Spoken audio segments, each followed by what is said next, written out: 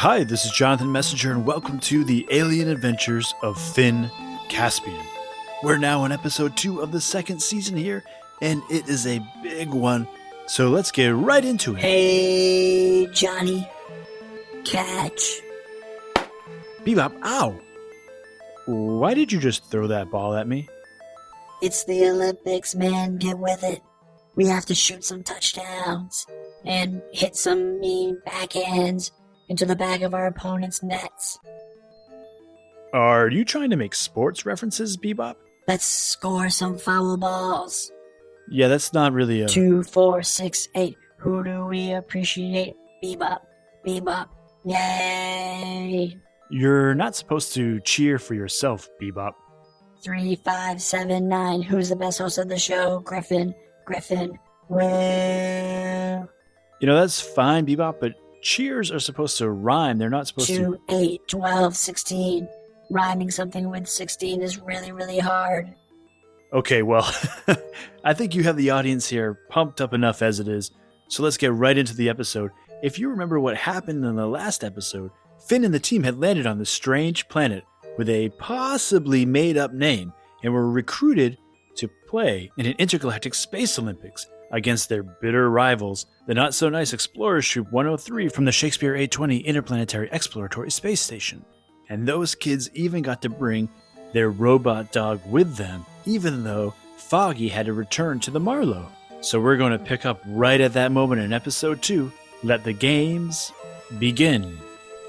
4, 7, fish, green. I don't know what any of this means.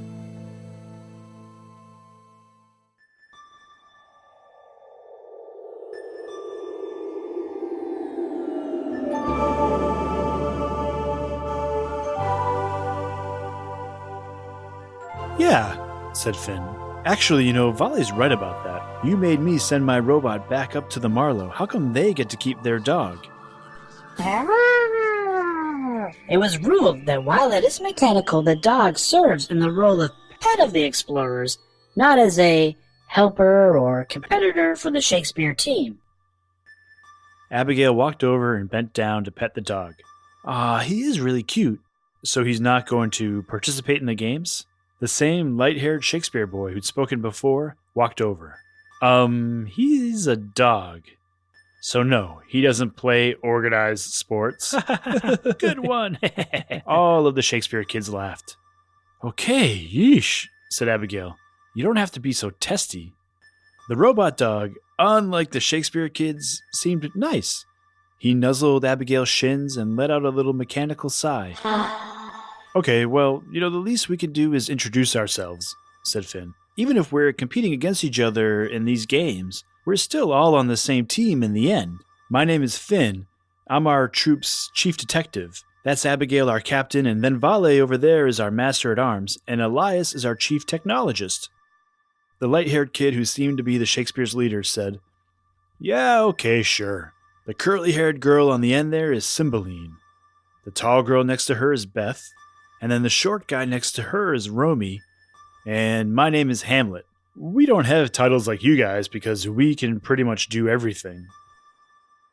You know, said Vale, for a guy named Ham, you'd think you'd be a little nicer. My name is not Ham, the boy said, turning red. It's Hamlet. Whatever you say, Hammy, said Vale. Okay, King, what do you think? Should we get these games started?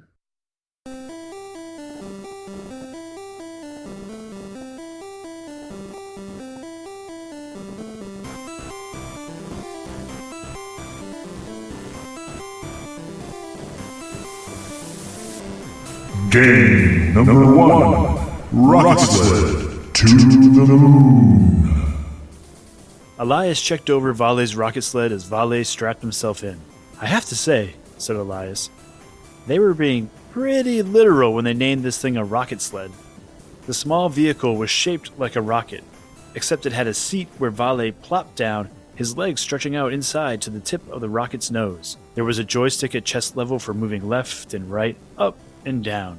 A lever to Vale's left was marked thrust to propel the rocket forward. You feel like you can handle this, Vale? Said Abigail. It looks like it could be a little crazy. "Oh, I'm sure he'll be fine, honey," said Cymbeline, the curly-haired Shakespeare girl, as she boarded her own sled. "He'll come in at least 5th place." The alien athletes were taking their places in their rocket sleds, 5 total arranged in the center of the stadium. A floating alien sat down in his sled, and his friends strapped him down with 6 seatbelts to keep him from floating away. A long-legged alien complained to anyone who would listen about how unfair it was that there wasn't a sled his size, but in the end he revealed that his legs actually had 10 knees, so he was able to fold his legs up inside just fine. It's still uncomfortable, you know. In the sled next to Vale, one of the chewing gum aliens was trying to climb into his sled, but he was stuck to its side. One of his friends tried to help him in, but then they just got stuck to each other. A third one came along, but he got stuck to the nose of the rocket before he could even reach his friends. "Here," said Finn, "let me help." He yanked on the one gum alien who was trying to help his friend into the sled and pried them apart carefully. Then he peeled the driver bit by bit off the outside of the rocket, the alien sticky slime coating his spacesuit. "Cold hands! Cold hands!" shouted the alien, before Finn let go and dumped him inside the rocket. Finn wiped his hands on the grass. "You know, it wasn't exactly fun for me either," he said. They all turned to look at the alien still stuck to the nose of the rocket. "You want some help?" said Finn. "Oh, no, it's okay. I'll just stay here and go for the ride," said the alien. The king, standing next to his throne with Paige by his side, called them to attention. When my sergeant here says go, you will blast off and head for the blue light 40 degrees from the north end of the stadium. That is your first hoop. From there, you will see a number of hoops placed throughout the planet's rings. These are to guide you, and you are to pilot your sled through the hoops as you encircle the planet. Should you miss a single hoop, 10 seconds will be added to your time at the end of the race. The pilot who completes 3 laps with the best time wins. The king motioned for Paige to step forward. "Racers, ready!" she yelled. Glass windshields descended over the pilots, sealing them into their rockets. Vale looked over at Cymbeline, who held up 5 fingers and mouthed 5th place to him. "Engines ready!" yelled Paige, and the pilots powered up their sleds. "Good luck! Good luck!" yelled the Marlowe explorers to Vale, who returned a thumbs up. 3, 2, 1, yelled Paige. "Go!"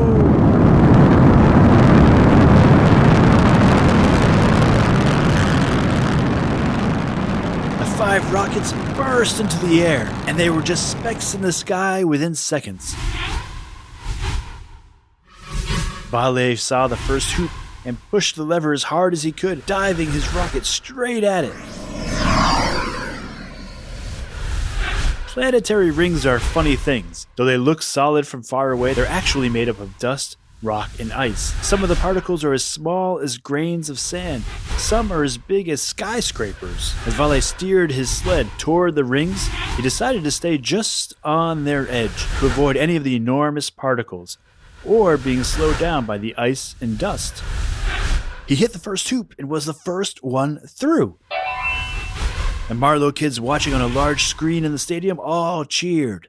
Vale saw another hoop light up in the near distance, and he banked the rocket around a small meteor and pushed his way through, again, the first one at the checkpoint.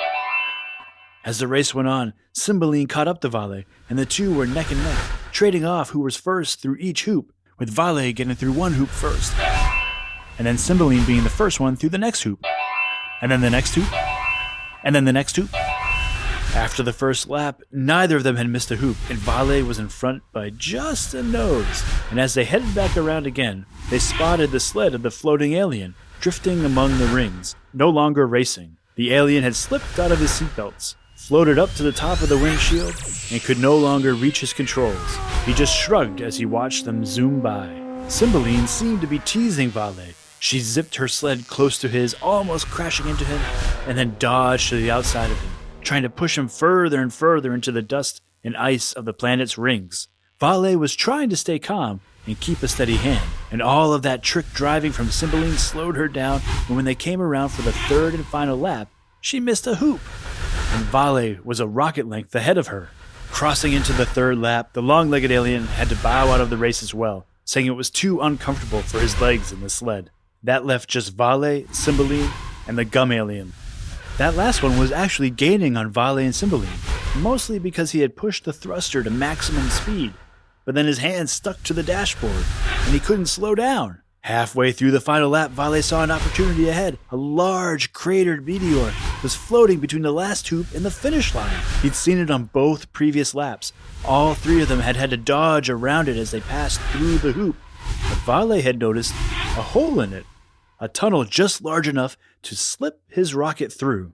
And when the three passed through the final hoop, headed to the finish line, he surprised his competitors by laying on the thrust and zipping through the tunnel.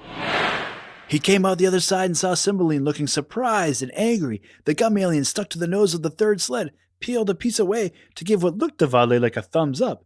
Vale set his sights on the finish line when something terrible happened.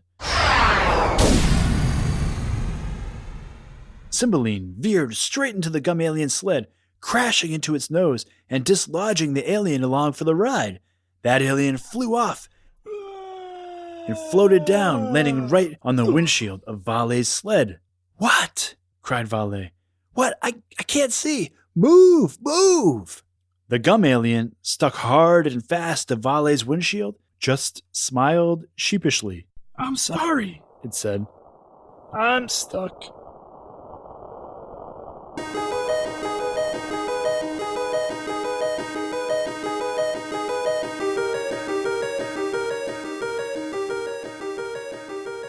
Cymbeline was the first to coast across the finish line, the gum alien second, and Vale, unable to see anything, veered off course and had to be retrieved by the king's tug ship and brought back down to the planet.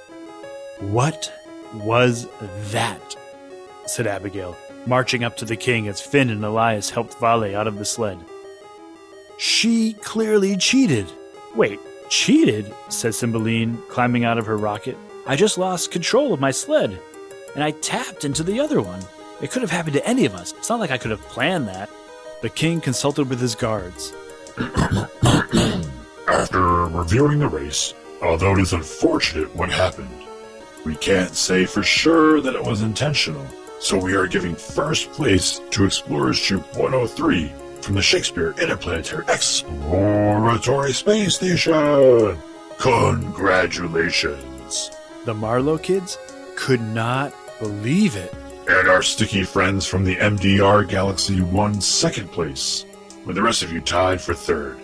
Cymbeline looked over at Vale. "At least you didn't come in fifth."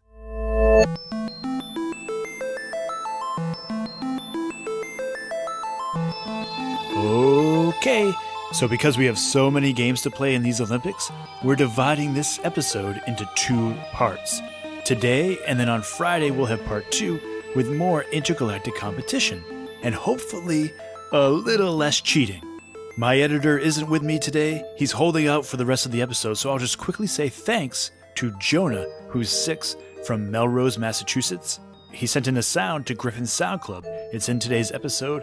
It's when the rocket sled's engines are warming up.